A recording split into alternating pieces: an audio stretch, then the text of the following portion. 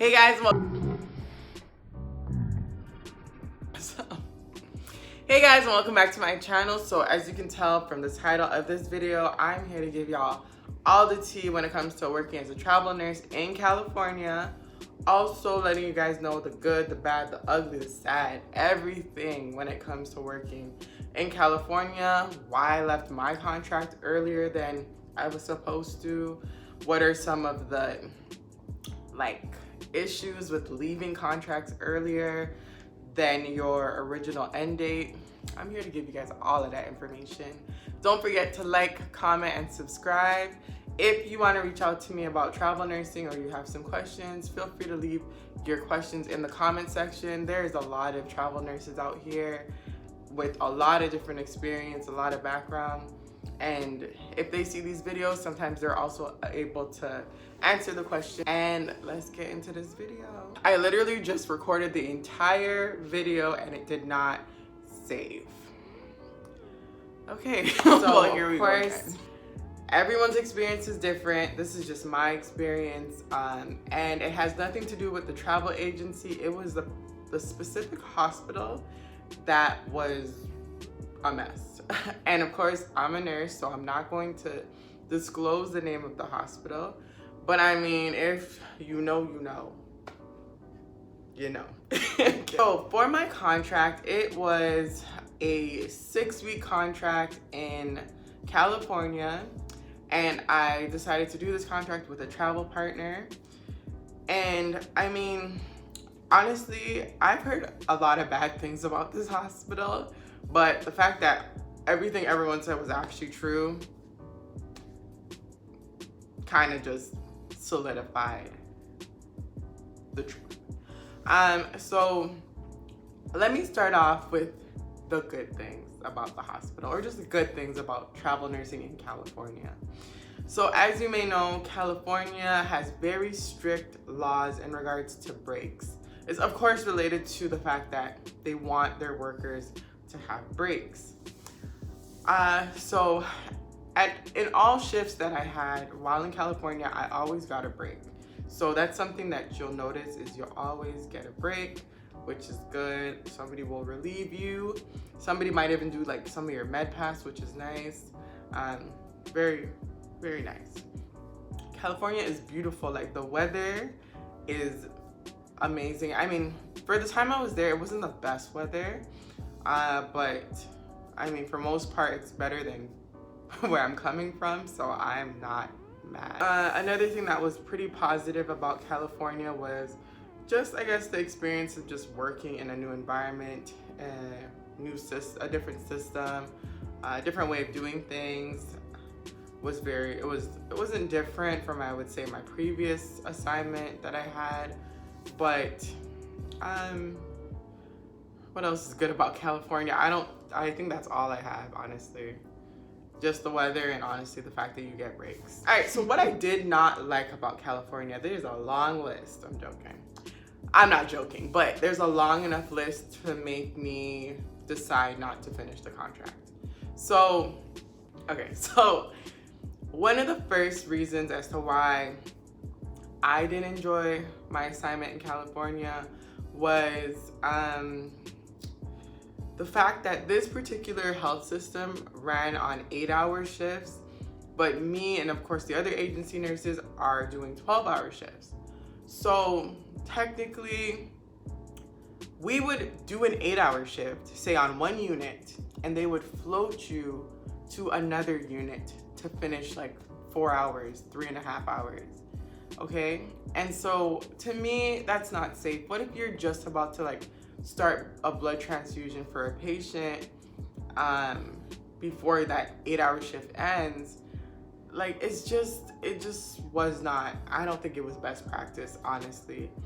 To the point where my final straw with the floating situation was, I got floated after completing 8 hours on a unit, floated to another unit, and then one of the managers was asking me to float to a next unit. I said no, I'm not floating to a third unit. But there was nurses that were being floated 5 times in a shift, like agency nurses. because California, I believe, has a really good union, so they're not gonna touch their staff nurses. But the travel nurses, they would like use them to be relieving, doing break nurse on like 4 different floors. It's not safe. Like, a lot can happen within a half an hour break. And you are just floating up and down. It's just, that was my first issue with this particular assignment that I did. Another thing that I did not like is my travel buddy, like to the point where they would even want you to float to places that you don't really have competency in. Like, a nurse is a nurse is a nurse can only go so far, because once again, if you're not competent in like a PACU setting or an ICU setting or an OR setting, of course you can't work in that area. But they would try to make it where it's like, oh, well, you know, the patient is not acute, but that's not the point, because a lot of times, like a tele nurse can take care of patients that are a little bit critical, but it's when that patient becomes extremely critical is where an ICU nurse should have been who took that patient. So anyways, they were trying to get people into messy situations. Goodbye. A second red flag with this hospital was the fact that in orientation, instead of teaching people how to use their EMR system, they're showing you how to do glucometers.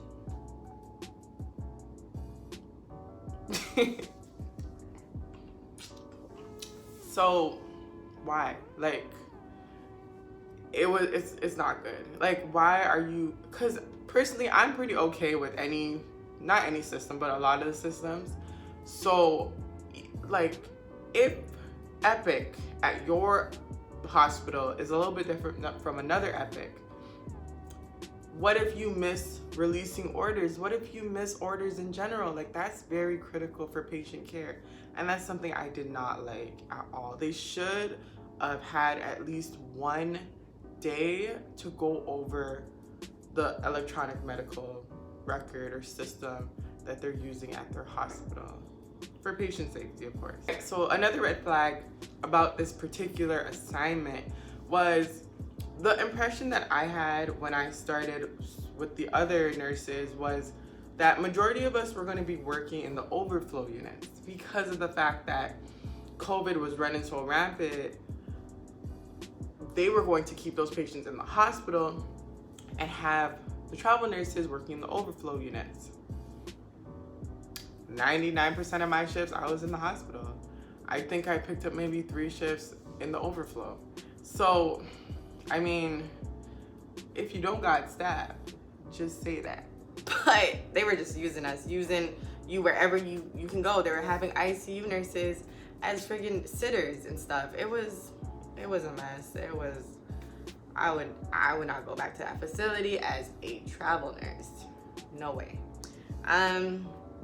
Another thing I didn't like about, as great as the breaks were and the fact that you always have a break nurse, some of them were kind of rushy, like, sis, I want to do this first before I go on break. Like, you're a break nurse, like, go relieve somebody else and then come back to me. Or you know what, that was their job, is to break people. But this one break nurse was trying to break me for like my last shift of a 12-hour shift at like 3:30, and I'm like, no, I don't care. Go. I know you ain't doing nothing right now, but I am. And I might not be doing anything right now either, but I'm not going on break that early. Taxes in California. So, for me, my situation is a little bit different. Like, I don't pay state taxes really. Guys, if you know somebody who can help with accounting and all that stuff, please list their information in the description box, please. Anyways, so taxes in California are very high, to the point where, like, my travel partner, he had like a check of maybe 8K, and that went down to like 4K. Real sad.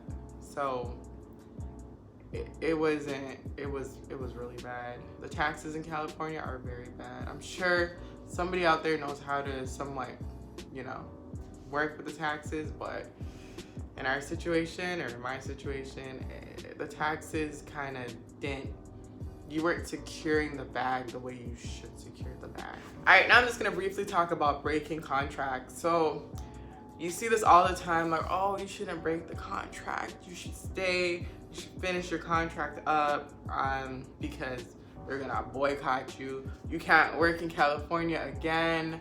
You're not eligible to work with this agency again. Let me tell you, this agency was really good. Like, I have no issue with this agency. Like, they paid for your flight accommodations, your flight to go back, your flight to, your transportation to get to the airport. Like, they were very, very, very accommodating. I forgot what I was gonna say.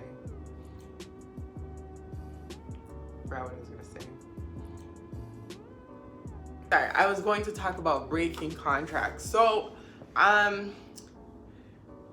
make sure you read the fine print. That's all you have to do. Read the fine print within your contract. What does it state? For my contract, it kind of just stated that once you do not complete the contract, that you're not eligible for a contract with this company for another 30 days. That's light work. That's not that bad. Whereas other companies, you could be banned for like 6 months, you could be banned for like, I don't know, a year, or you're just ineligible to work with them again.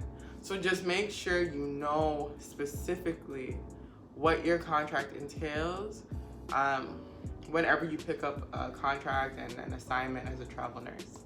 Because you don't want to burn bridges with very good companies. And this was a really good company. I would love to work with them again. I just pray that I don't get assigned to that facility that I was in, because I will quit. I'll just quit. I can't. No, ma'am. So where am I now?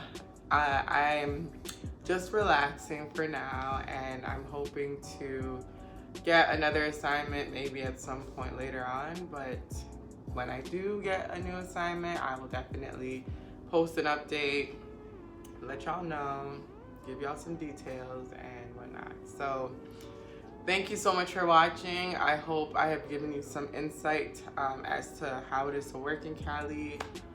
A lot of beautiful sites in California. Like, I really wanted to go to Oakland, and I did not get the chance to go to Oakland, but I'm sure I will another time.